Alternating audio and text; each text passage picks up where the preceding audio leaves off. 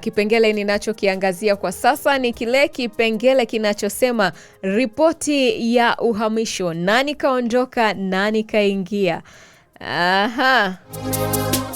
Yes, dirisha la usajili limeanza kushika kasi barani Afrika na Ulaya, ambapo vilabu vikubwa vinaendelea kufanya maboresho ya vikosi kwa ajili ya msimu wa mwaka 2026-2027, huku Tanzania ikishuhudia tetesi na baadhi ya usajili wa kuthibitishwa.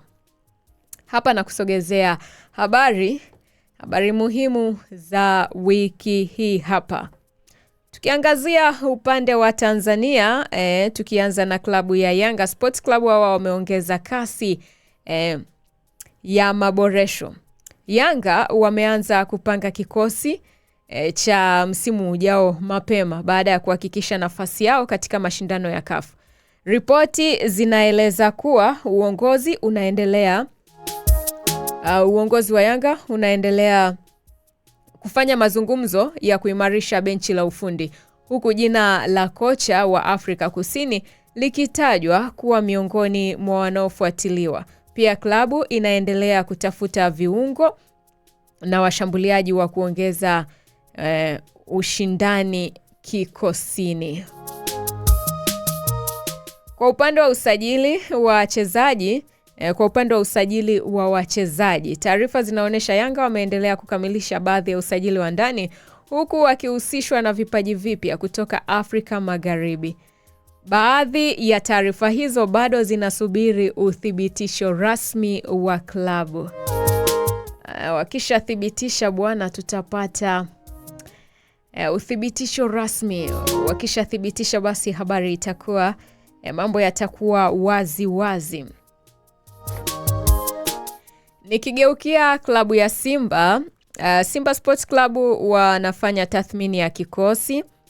Baada ya kumaliza msimu, Simba wameanza kufanya tathmini ya kikosi chao. Lengo kuu ni kuongeza ubora katika safu ya ushambuliaji, kiungo na beki wa pembeni ili kujiandaa kwa mashindano ya ndani ya CAF.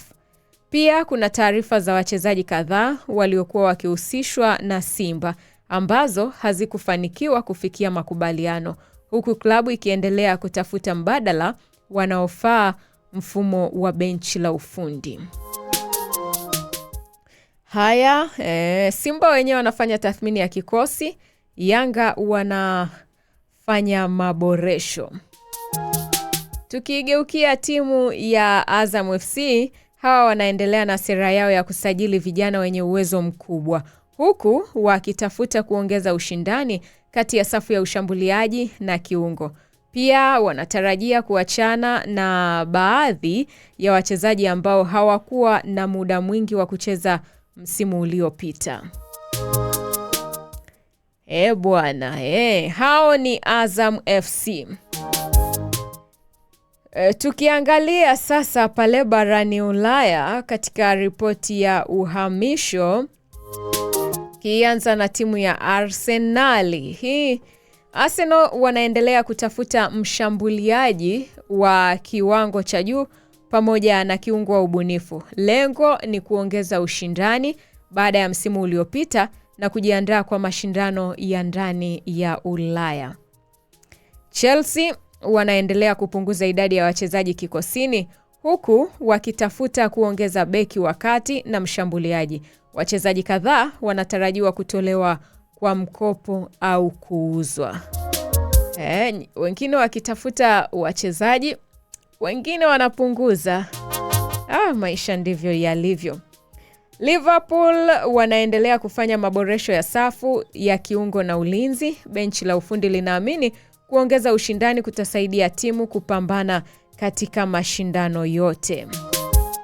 Haya, sasa nikipita na ujumbe wake, Asha anasema usajili Simba wametia fora, Yanga na washangaa wamelipa madeni ya wachezaji. Si wamefungwa na hao si wamefungiwa usajili na si wamefungiwa usajili hao, au wamepita njia za panya?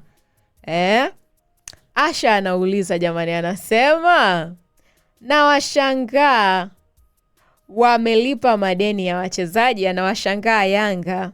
Wamelipa madeni ya wachezaji? Si wamefungiwa usajili? Wamefungiwa kusajili? Au wamepita njia za panya? Eti wana Yanga, si mmefungiwa usajili? Sawa, nikiangazia hapa ripoti ya uhamisho kwenye kipengele hichi, nikigeukia timu ya Manchester City. Manchester City wanaendelea kufuatilia vipaji vya vijana huku wakijipanga kuziba nafasi ya wachezaji wanaoweza kuondoka katika dirisha hili.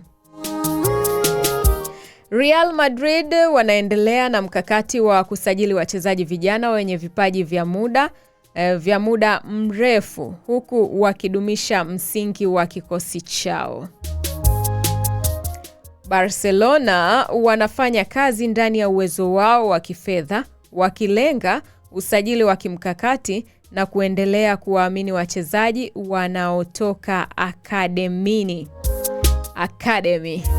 wachezaji wanaotoka kwenye shule za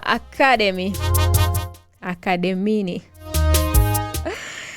Kwa hiyo kwa ujumla, Afrika, vilabu vya Misri, Morocco, Afrika Kusini na Tanzania vinaendelea kushindana kusajili nyota wa Afrika Magharibi.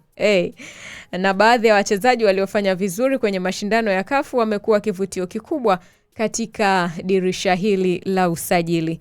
Vilabu vinavyoshiriki CAF Champions League vinaongeza bajeti za usajili ili kuongeza ushindani msimu ujao.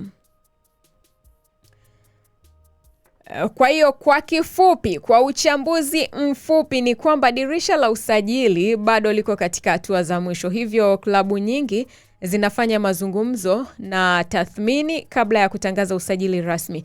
Kwa Tanzania, macho yote yanaelekezwa kwa Simba na Yanga kuona ni nani atakayefanya usajili wenye nguvu zaidi kabla ya kuanza kwa msimu mpya. Azam FC nao wameendelea kujenga kikosi chenye ushindani, jambo linalotarajiwa kufanya NBC Premier League ya msimu ujao kuwa na ushindani mkubwa zaidi. Kila timu inajitahidi kutaka kufanya yaliyo bora zaidi. Walio bora wanaboresha katika vikosi vyao bwana. Na hapo tumekamilisha kipengele hicho. Kipengele cha nani kaondoka, nani karudi, nani kasalia katika kipengele hicho cha ripoti ya uhamisho. Dakika 15 zimeondoka baada ya kugonga 6 kamili kwa saa za Afrika ya Mashariki. Kipindi hewani ni Mambo Leo na hili ni lisaa la pili la Mambo Leo.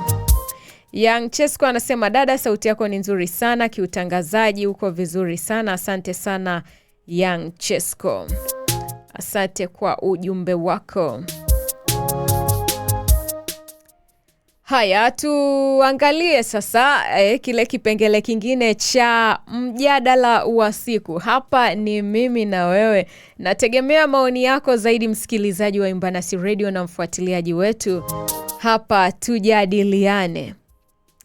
Je, Simba na Yanga zifanye usajili wa majina makubwa au zijikite kuendeleza vipaji vya ndani? Huu ni mjadala wetu wa siku ya leo. Tujadiliane kinaga ubaga. Je, Simba na Yanga zifanye usajili wa majina makubwa au zijikite zaidi kuendeleza vipaji vya ndani? Kwa upande wako hii unaionaje?